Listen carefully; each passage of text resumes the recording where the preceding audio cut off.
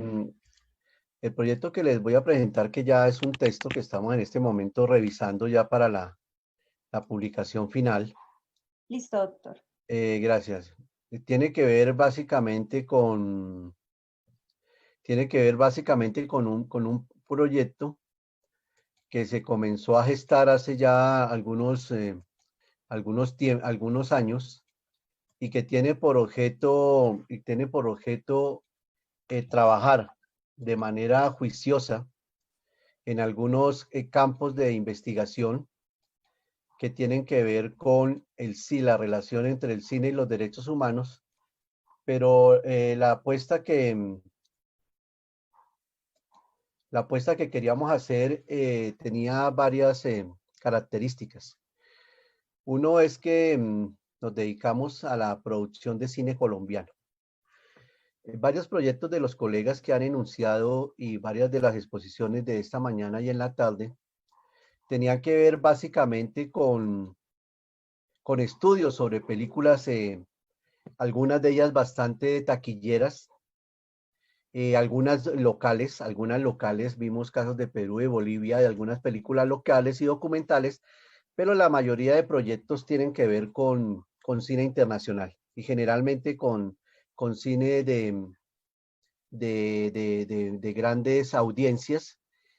Y uno de los primeros temas que nosotros quisimos contemplar en este proyecto, que próximamente, creo que en menos de 2 meses ya saldrá el libro, lo estamos revisando, estamos haciendo la revisión final, se llama Cine y Derechos Humanos en Colombia.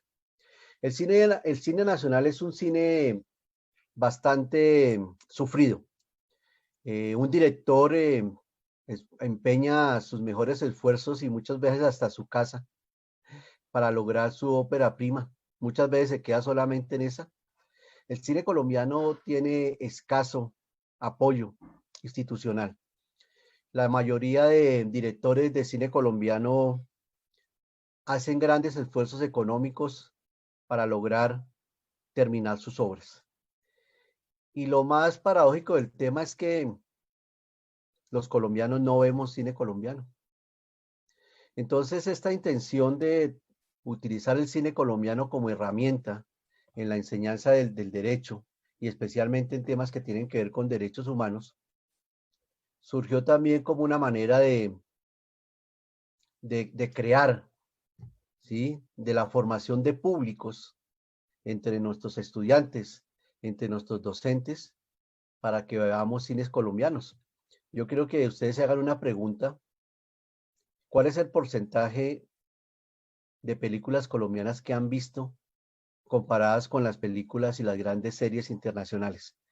Seguramente algunos habrán visto varias, pero creo que definitivamente el porcentaje no es un porcentaje alto. Entonces, la apuesta es utilizar películas colombianas que, como siempre se han estigmatizado, muchas de ellas tienen que ver con conflicto armado interno, con temas de corrupción, con temas que desde luego tienen que ver con la realidad colombiana. No podemos pedirle al cine colombiano que nos muestre algo diferente a lo que es la realidad colombiana. Y lo paradójico del tema y lo importante de este tema es que una de las primeras películas que realmente salió a la luz en Colombia era una película que relataba la muerte de Rafael Uribe. Esta primera película hecha por los hermanos Di Domenico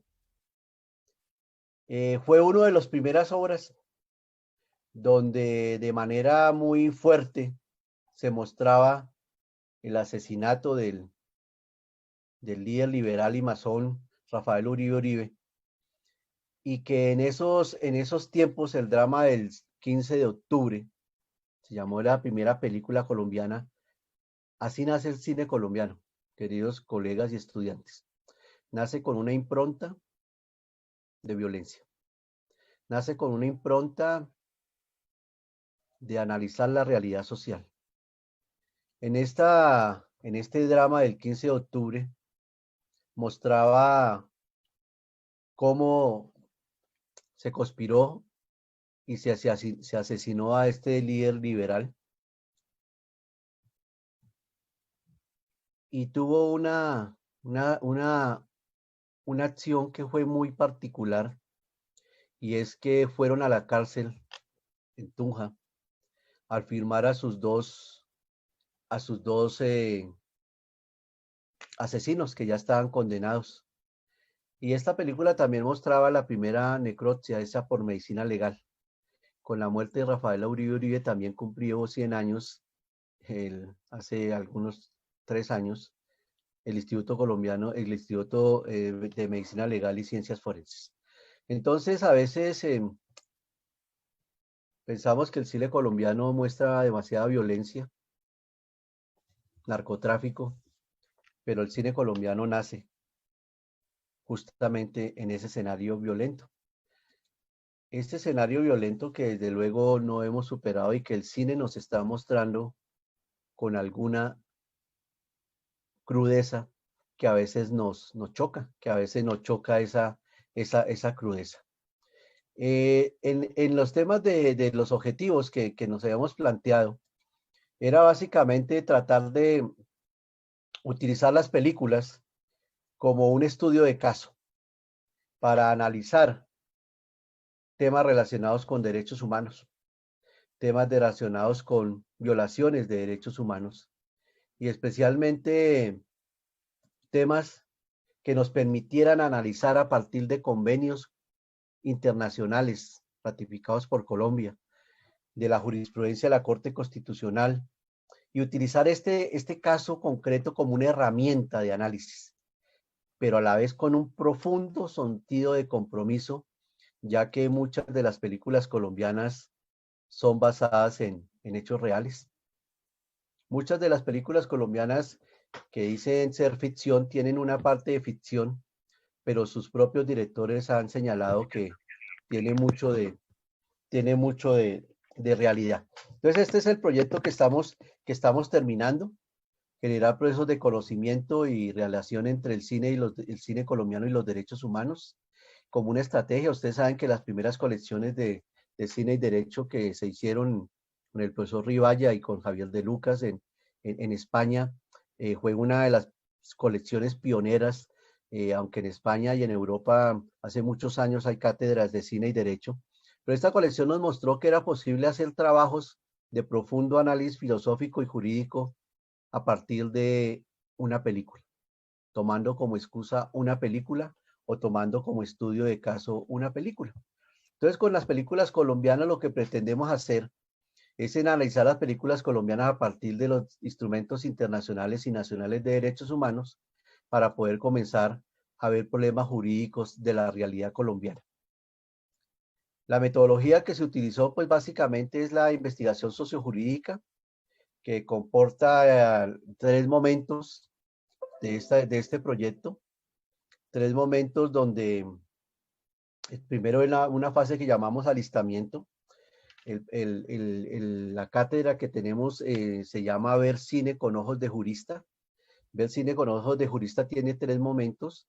Uno, hay una cátedra inicial donde se analizan los instrumentos jurídicos que tienen que ver con la película.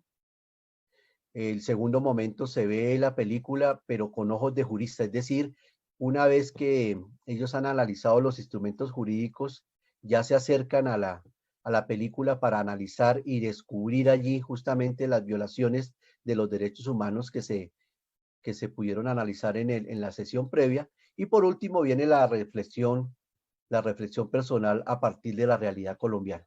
Este es el modelo que hemos llamado Ver cine con ojos de jurista, que igual puede servir para historiadores, para filósofos, para sociólogos y para politólogos. Entonces, ver cine con ojos de jurista es la herramienta pedagógica para la comprensión del derecho. El cine, como ya lo hemos manifestado, el cine internacional y el cine nacional también genera opiniones. Y en el cine colombiano ha generado unas opiniones impresionantes. Ha mostrado la crudeza del desplazamiento forzado, de la tortura en las cárceles, de la violencia contra los niños y las niñas, de las violencias basadas en el género, de las violencias domésticas, de los homicidios generados por el narcotráfico, de los escuadrones de la muerte. De todo esto nos hablan las películas colombianas, que han logrado generar mucha sensibilidad en torno a las múltiples problemáticas sociales. Pero también, como lo señalaron nuestros conferencistas anteriores, el cine también genera estereotipos. Y genera estereotipos que tienen que ver con estereotipos que tienen que ver básicamente con racismo, con exclusión, con otros componentes que son, desde luego, escenarios donde hay una disputa de intereses. El cine como un escenario de disputa de ideologías, el cine como una posibilidad, ¿sí? Que nos ha entregado también intereses económicos. El gran cine de Hollywood nos muestra la publicidad de sus coches, de sus automóviles, de las marcas de los refrescos que toman los protagonistas, de los cigarrillos que fuman, de los lugares que visitan. El cine colombiano también está lleno de estereotipos que pueden también generar en algún momento algunas formas de discriminación y desde luego algunas formas de racismo. Entonces, este cine nuestro no está exento justamente de estos elementos que ya nos han mostrado y nos han señalado algunos de los conferencistas anteriores. Bueno, en esta creación del proyecto, como lo hemos venido señalando, hemos hecho algunos aportes para interpretar, para analizar justamente ese derecho. Y dentro de esos aportes que hemos realizado, hemos tratado de escoger en este momento 25 películas colombianas para sistematizarlas, para crear criterios de problematización jurídica. Ninguna de estas películas está hecha para juristas, para filósofos, para historiadores. Nosotros tomamos y caracterizamos. Todas las caracterizaciones son seguramente mejorables, pero hemos tratado de caracterizar las películas en 4 categorías, de acuerdo a la temática. Una primera categoría de películas que hemos denominado las películas que tienen que ver con derechos económicos, sociales y culturales, donde analizamos principalmente instrumentos como el Pacto Internacional de Derechos Económicos, Sociales y Culturales, el Protocolo de San Salvador, instrumentos de la OEA, la jurisprudencia de la Corte Constitucional, muchas sentencias de tribunales nacionales. Y hay películas importantísimas en este sentido, como por ejemplo una antigua del 2002, que se llama Como el gato y el ratón, donde narra el nacimiento de un barrio y la lucha por los servicios públicos. Otra que fue famosísima en 1993, dirigida por Sergio Cabrera, que seguramente es la que más hemos visto todos, que se llama La Estrategia del Caracol, y es la lucha de los sin techo, de los sin vivienda. La lucha de aquellos que hoy, más que nunca en esta situación de pandemia, vemos en las calles cientos de personas que están siendo desalojadas, así la norma lo haya prohibido. Personas que están en la calle. Esa Estrategia del Caracol fue una película que nos dio la oportunidad de ver esa Colombia que lucha por la vivienda y como un derecho económico, social y cultural. García es una película de una pareja de personas. Él es obrero y ella es trabajadora en una casa y narra la historia de los grandes sufrimientos y los grandes padecimientos que tienen que ver estas personas. En esta categoría también de estas películas de derechos económicos, sociales y culturales, hemos recogido muchas más. Tenemos Perder es cuestión de método, de Sergio Cabrera, La Tierra y la Sombra, del 2014, Karen llora en el bus, que es una historia hermosa, poética, poco vista. En la ópera, en la premiera habían en la sala más o menos 20, 25 personas. Una parte triste del cine colombiano es la poca pantalla que los empresarios del cine le dan al cine colombiano, y cuando les dan la posibilidad de la pantalla que llaman y la posibilidad de público, de venderse al público, dan los peores horarios y seguramente los sitios más alejados para estas películas, además porque la ley los obliga. Karen llora lo del bus, una hermosa película de una mujer violentada, abusada y desempleada que lucha por sobrevivir en un mundo difícil. Visa USA, el drama de los inmigrantes que tratan de tener un mejor proyecto de vida en otro país. María Cano, pues la historia de nuestra flor del trabajo, la sindicalista, la mujer que luchó por los derechos humanos, por los derechos laborales, una de las primeras sufragistas, a quien realmente le debemos el derecho al voto, no se lo debemos, como muchos creemos, al dictador Rojas Pinilla, que fue que finalmente sacó y aprobó la ley. No, María Cano ya venía trabajando en eso hace 20 años. Secretos es una película hermosa sobre cómo es la relación en términos complicados de las parejas. Magallanes, dirigida por Salvador Solar. Entonces, estas películas son las que están en esa categoría de los derechos económicos, sociales y culturales. Y luego tenemos otra gran categoría que es la de los derechos civiles y políticos, donde también siempre los instrumentos de análisis jurídicos para entender el caso. El abrazo de la serpiente, dirigida por Ciro Igorra, creo que esta también es una película que vimos bastante, especialmente cuando fue y regresó, cuando estuvo nominada. Cuando estuvo nominada estuvieron las salas llenas durante 3 semanas. Antes no tuvimos tanta generosidad con el director y no hubo tanto público. Apapor es una hermosa película también sobre la selva colombiana, sobre la necesidad de protección, ¿sí?, que tienen nuestros pueblos indígenas, sobre las famosas empresas y las comunidades evangélicas como el Instituto Lingüístico de Verano y Nuevas Tribus, que prácticamente arrasaron con las culturas milenarias de los pueblos indígenas. Todos tus muertos, una película que tiene que ver con las masacres del Valle del Cauca. Salud al Diablo de mi parte es una película sobre la venganza de una persona que es víctima de secuestro y de tortura, y que luego organiza un grupo para vengarse de sus victimarios. Perro come perro, que es una película relacionada con el tema del narcotráfico y especialmente las masacres y las ejecuciones extrajudiciales. Satanás es la película que narra la historia de la muerte, de la masacre en el restaurante bogotano El Poseto. Entonces son las películas que narran historias, Tenemos otra categoría que la llamamos los enfoques diferenciales. Los enfoques diferenciales es una condición que está muy marcado en el cine colombiano.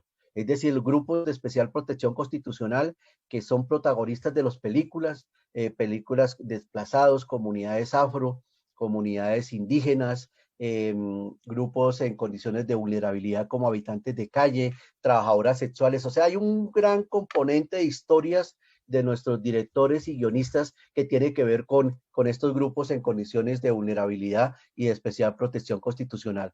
Petecuy, que es el director de teatro que se va a hacer cine a uno de los barrios marginales de pandillas de Cali. Rosario Tijeras, que es la hermosa historia de una mujer que cuando niña fue violada, fue abusada, fue victimizada, y que como modo de sobrevivir se convierte en sicaria al servicio de narcotráfico. Pero la parte que estamos estudiando acá es la parte donde esa niña, Rosario, fue victimizada y cómo fue desprotegida totalmente, incluso por su propia familia. En Coma, una película que narra un poco las condiciones de las prisiones. La Pasión de Gabriel es hermosísima, es un sacerdote como muchos sacerdotes de nuestro país y pastores evangélicos y iglesias protestantes que lideraron procesos de defensa y de protección de sus comunidades frente a grupos armados ilegales que los tenían acosados, que les reclutaban los niños. Esta Pasión de Gabriel es la historia de un sacerdote que rescata a los niños que fueron vinculados de manera ilegal por grupos armados ilegales. Chocó, que es la hermosa historia de una mujer con sus 2 hijos, una mujer que sufre la violencia doméstica, que está en el marco de un proceso hermosísimo, de una naturaleza hermosa, pero que muestra toda la explotación de las grandes dragas y la grande industria explotadora del oro en el Chocó, que no deja sino miserias y pobrezas, los colores de la montaña, La vendedora de rosas, que es la que seguramente muchos conocemos. Pequeñas Voces es una película hermosísima de dibujos animados que hicieron niños en talleres, niños desplazados en talleres que financió en algún momento UNICEF, y que este director, que es un profesor, Jairo Eduardo Jaramillo, profesor de la Universidad Javeriana, comienza a compilar todos esos dibujos y hace una película de dibujos animados sobre el desplazamiento forzado. Este es el enfoques diferenciales. Luego tenemos otro grupo, otro componente, que es sobre el conflicto armado, las películas de conflicto armado interno, donde analizamos temas de minas antipersonal, reclutamiento de niños y niños, todo el tema de la tortura. Esta película, Carta a una sombra, de Daniel Abad y Miguel Salazar, que ahora está en la segunda versión, que está nominada a algunos premios internacionales, es La sombra del defensor de derechos humanos, Abad, el profesor Abad de la Universidad de Antioquia, que era médico y que dedicó su vida a la defensa del derecho a la salud y de los derechos humanos. Páramo, una película impresionante sobre una brigada militar que llega a una base y comienza a tener unos escenarios psicológicos que llevan a que las personas, los soldados comiencen a atacarse entre ellos, y que le echan la culpa a una presunta bruja que está amarrada, una mujer totalmente indefensa, torturada, que está amarrada supuestamente y presuntamente por ser bruja. Chumas y restas, Cóndores no entierran todos los días, dirigida por Francisco Nordes, sobre famosa obra de la época de la violencia. Silencio en el Paraíso, imagínense, una super obra que narra la historia de los desplazados que retornan a recuperar sus viviendas y que solo encuentran muerte y amenazas y discriminación. María Lleras de Gracia, que también la vimos mucho porque estuvo nominada, narra la historia de una mujer que, llevada por su situación económica, se decide aceptar la propuesta de ser correo humano para llevar droga a los Estados Unidos. Y Retrato de un man de mentiras, Silencio en el Paraíso, era el tema de las ejecuciones extrajudiciales, lo que llaman los falsos positivos, y Retrato de un man de mentiras sí es el tema del drama de los que quieren regresar a recuperar sus viviendas. Bueno, estas son las categorías. Todas las categorías son susceptibles de mejorar. En este momento tenemos categorizadas más o menos 70 películas colombianas. El proyecto inicial eran 25. En este primer texto que vamos a sacar dentro de 2 meses, hay más o menos 10 películas. La idea es sacar varios números, que sea una colección de cine, más o menos imitando la de Tirán Leblanc, y Tierra del Hombre, que hicieron en España. La idea es que salgan varios cuadernos sobre este tema. Bueno, el otro aporte que hacemos en la investigación es que quisimos clasificar el pensamiento del director. ¿Cuál era el objetivo del director en el momento de llevar esta producción, en la apuesta que hizo de crear esta película? Y para eso creamos también 3 categorías. Una primera categoría que la llamamos el realismo cinematográfico, que son aquellas películas que nos muestran una realidad, concreta, y que nos muestran un drama, una historia que todas las historias del cine colombiano tienen que ver con fenómenos de marginalidad, de exclusión, con fenómenos de muerte, con fenómenos, todas. Miren, no hay una sola película colombiana de las que hemos analizado, que ya vamos por el orden, como les digo, de más de 75 películas, que no tengan en el fondo un drama. Incluso las de ficción, que se presume que son ficción, en el caso colombiano, la ficción de nuestro cine está muy, muy, muy anclada en la realidad. Entonces, esas son las películas del realismo cinematográfico, donde el director plantea un escenario, pero donde no toma partido, donde deja que la audiencia, que el espectador se construya su propia opinión sobre el tema tratado en la película. Este es interesante, muchas películas tienen esta consideración de realismo cinematográfico. El segundo lo llamamos el activismo cinematográfico. El activismo cinematográfico son los directores que muestran la situación, pero que toman partido por algunos de los protagonistas. La típica puede ser La estrategia del caracol, La pasión de Gabriel, donde el director no solamente nos muestra una historia, sino que toma partido. Y generalmente toma partido por los más débiles, por los más pobres. Esa es una tendencia muy marcada en el cine colombiano, el activismo cinematográfico. Y luego está el contextualismo cinematográfico, por ejemplo, la película de Apaporis. La película de Apaporis y de pronto un poco El abrazo de la serpiente intenta mostrarnos esa gran Amazonía que está agonizando ante los mineros ilegales, la deforestación y unos grupos indígenas que están bajo presión permanente. En el fondo ellos tienen una gran sensibilidad por los derechos medioambientales, pero es el contexto.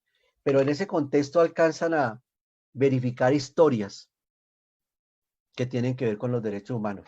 No es la historia central de la película, pero sí en algunos momentos, ustedes se acuerdan en el abrazo de la serpiente, cuando llegan las comunidades de las comunidades religiosas como el Instituto Lingüístico de Verano, Nuevas Tribus, que tenían a los chicos prácticamente secuestrados y comienza una fiesta y comienzan a verse grupos armados, que era un poco lo que se denunciaba que estaban exponiendo estos grupos en las comunidades indígenas. Entonces, ese es el contexto. Contextualismo es una historia que no es la parte central de la historia, pero que el autor nos deja entrever que hay un drama y una grave violación de los derechos humanos.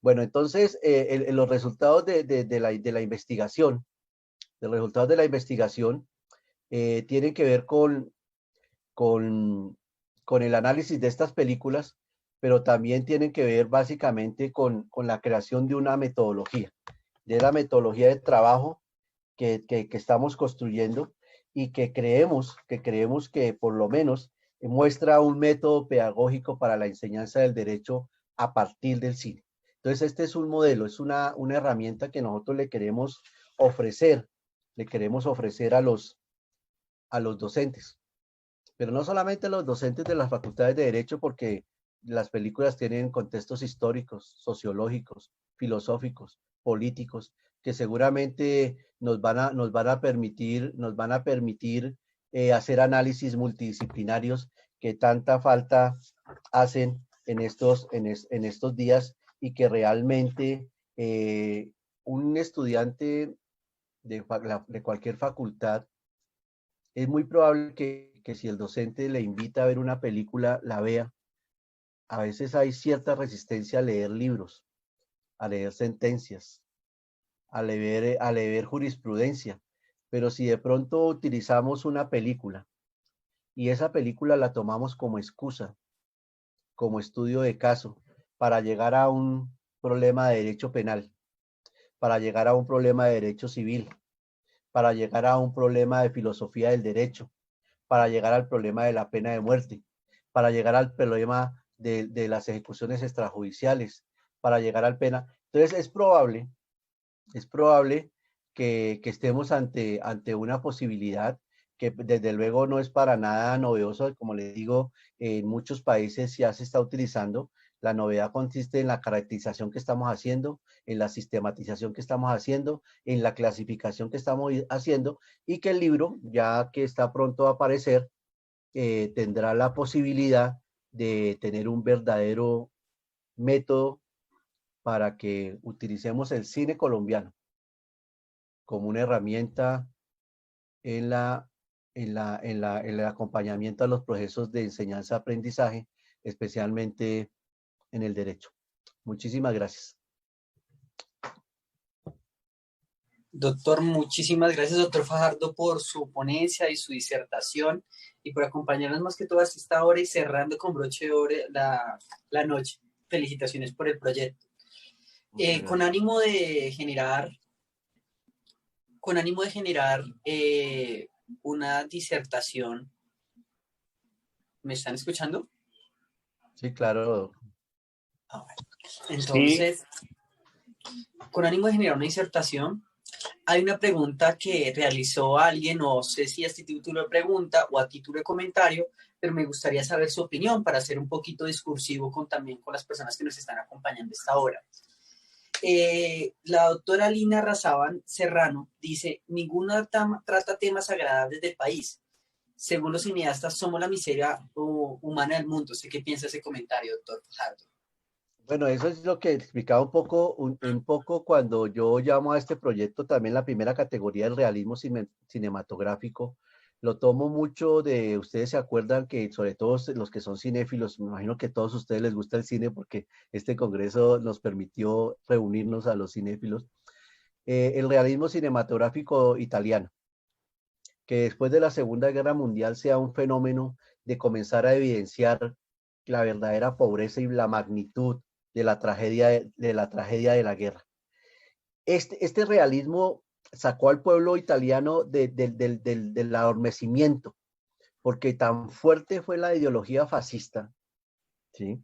Igual que en Alemania, la ideología nazi, que muy después de haber sido derrotados y haber sido juzgados y condenados y Mussolini linchado públicamente, ese pensamiento permaneció en la sociedad y en la cultura tanto italiana como, como alemana, permaneció, de hecho dicen que todavía permanece en algunas generaciones, y el cine cayó, el cine se silenció, el cine de la corriente principal italiana no mostró el drama de la guerra ni las consecuencias de la guerra, pero cuando comienzan a mostrarlo, se hace movimiento de realismo que les obliga a repensarse como sociedad, que les obliga a replantearse los valores que se construyeron durante la época de la guerra. Nosotros estamos y tenemos la obligación de hacer lo mismo. Nuestro cine no podría ser de otra manera. Nuestro cine nació con el drama, nació con una película que muestra un asesinato y un magnicidio de uno de los hombres que había entregado las armas. ¿Ya? Ustedes saben que Rafael Uribe lo describe hermosamente Gabriel García Márquez, aquel hombre que iba a ser fusilado muchos años después frente al pelotón de fusilamiento, el coronel Aureliano Buendías. Pues el coronel Aureliano Buendías es el homenaje que le hace García Márquez a Rafael Uribe, que enfrentó la hegemonía conservadora y nunca ganó una guerra. Así nace el cine colombiano. Ese es el momento. Esa película fue destruida porque después de la presentación de esa película hubo muchas manifestaciones en contra de mostrar el homicidio, de mostrar la necropsia, y la destruyeron, la quemaron. Solamente Patrimonio Fílmico Nacional, ustedes que son cinéfilos lo pueden encontrar en la página de Patrimonio Fílmico Nacional, han recuperado unos pocos minutos de esa película donde se ve en el cementerio central de Bogotá una mujer ondeando la bandera con el gorro frígido de la libertad, un poco en la simbología masónica a la cual él pertenecía. Entonces, claro que nuestro cine tiene corrupción, tiene narcotráfico, tiene homicidios, tiene violaciones, tiene tortura, porque esa es la realidad colombiana. De pronto es el llamado de atención